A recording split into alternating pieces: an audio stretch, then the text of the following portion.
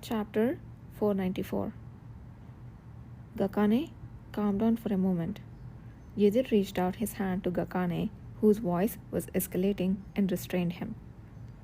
I almost always forget that this guy comes from a prominent family. Never thought I would be reminded of it here. So, you're saying you would rather I not dance with the commander?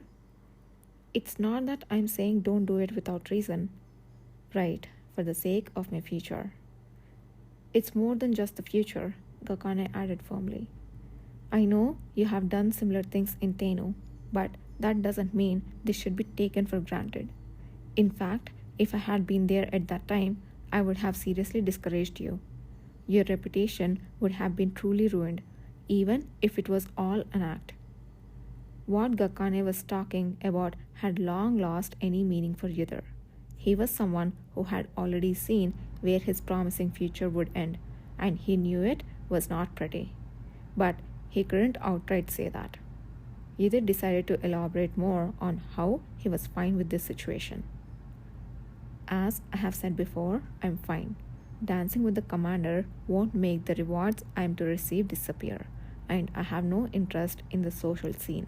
If dancing can help mark the day when our cavalry receives formal commendation as the beginning of meaningful change, then I think that's a good thing. I know you don't care about that sort of a thing, but you may not always feel that way. Gakane's voice quivered slightly. Please don't take it lightly. No matter how exceptional you are, once people have a bad impression of you, they will never look back. You might not know that now, but there will come a time when you do, and by then, Gakane's eyes weren't on either. His dark green pupils trembled as he stared into empty space. It will already be too late. The emotion lurking within those words were tinged with an unfamiliar light, something Yudhir had not seen since meeting Gakane. Yudhir raised an eyebrow. Is this not just him over worrying because he knows aristocratic sensitivities well? Could it be based on his own experiences? Is this something you have experienced yourself? If I say yes, will you reconsider?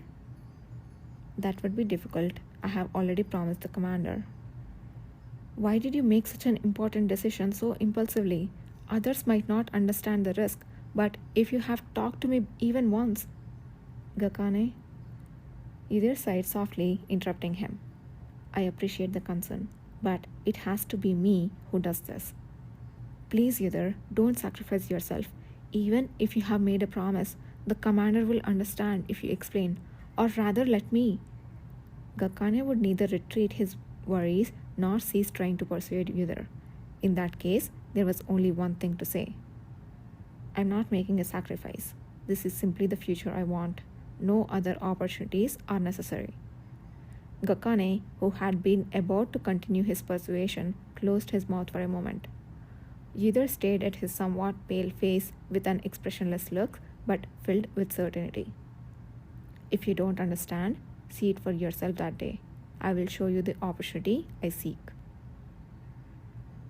After his conversation with Gakane, Yudhir had planned to find Kana and meet the awakeners belonging to the Star of Nagran. However, for some reason, he could not find Kana anywhere he went. After searching about 3 places, he eventually gave up and decided to move alone.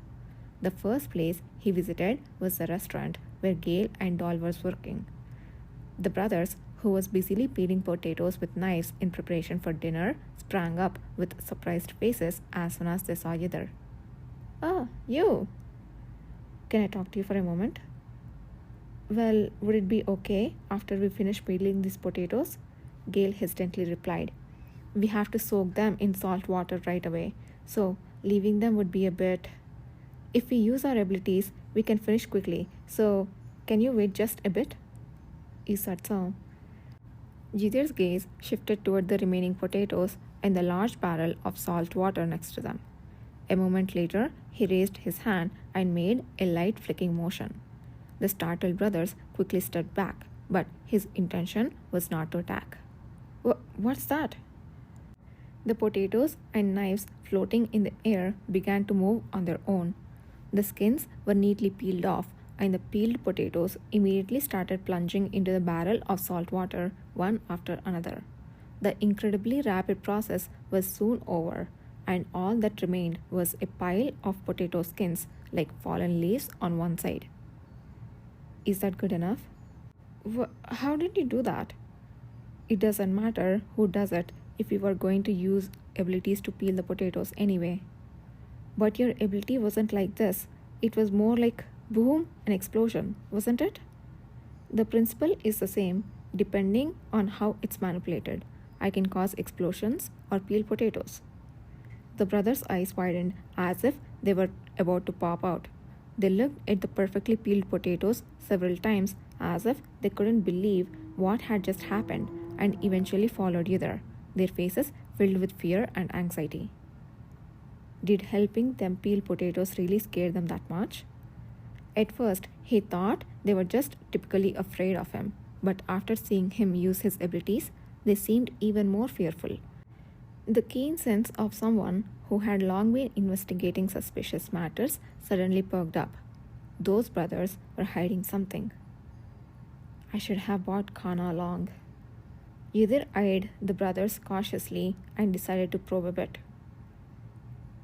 Do you know why I came here? Is it because of Hosanna? Doyle timidly asked. It was well known among the members that one of the Star of Nagran had been escorted from the west to this place. The brothers had gathered enough information to suspect that the person was Hosanna while doing odd jobs. Half correct. What did Hosanna say? That we are going to escape? We didn't do anything. We just worked. Even when that guy Hosanna and Nahan asked us to go, we said no. We really didn't do anything. So there is nothing to blame us for. We are really innocent. ... Hosanna and Nahan had asked the brothers to go. Just from what they are saying, it sounds like they had joined the cavalry or something. When exactly? The brothers still hadn't realized that they had misspoken. Although they knew that Hosanna had been captured, they didn't know that he'd even woken up yet for questioning. Yudhir decided not to share the information he had on Hosanna for the time being, opting instead to fully trust the brothers' words. He asked them to elaborate further. What he learned was astonishing. They really went back and forth here in a carriage? Not anywhere else, but cavalry? Really? Even if half of the cavalry had been absent at the time, including himself, that could not serve as an excuse. The fact that no one had known about this until today was simply baffling. Gale and Doyle emphasized with fearful eyes that they hadn't done anything wrong. Gale, scared of losing their current stable and peaceful life, contrasted sharply with Doyle, who appeared to have seriously considered escape when it was suggested, and was particularly tense, breaking into a cold sweat. If it's true that Nahan told them the sage would understand if they wanted to stay here, he must have been taken aback at the time too. It was clear why Nahan had left the brothers behind. Judging by the fact that he told them to think carefully until his return, he must have planned to gather information about the cavalry through their eyes. I almost got stabbed in the back from the inside. I knew his skills were unnaturally specialized in infiltration, but to pull off something like this... It was highly likely that the claim that Nahan had reported their survival to the sage was false to begin with.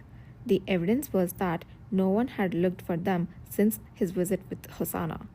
Judging from the reaction of the average awakeners in the West, people seemed to think they were already dead. We have already told you everything honestly now.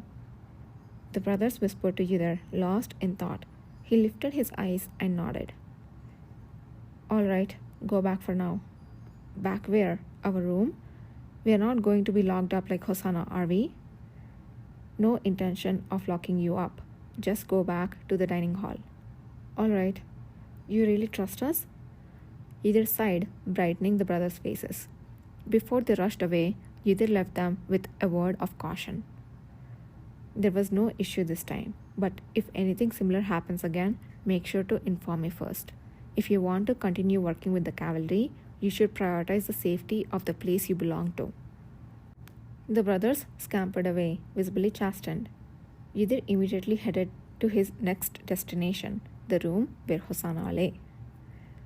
Ah, Yidir, you came to check up on him? Yes, any changes?